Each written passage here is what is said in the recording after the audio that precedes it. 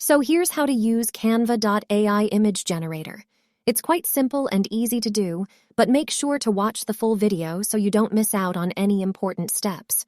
So first, what you need to do is to open any browser in your system and then search Canva.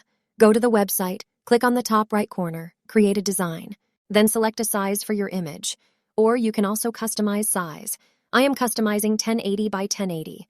Square image and click Create New Design. New tab will open. Now click on Apps from the options on the left side. Then search Text to Image. This is Canva.AI Image Generator. Click on it. Write text in this search box and AI will convert the text into images. You can also try an example text. Click Try Another for next example. Then select Style and Aspect Ratio. Create your image. AI generated 4 images. Drag images on the white page. Click on Create Again and the AI will generate new images and adjust them like this. Now I am writing text to generate images. A cow with hat. AI generated 4 images of a cow with hat. Drag picture on white page and adjust it. This is how you can use Canva.AI to generate images.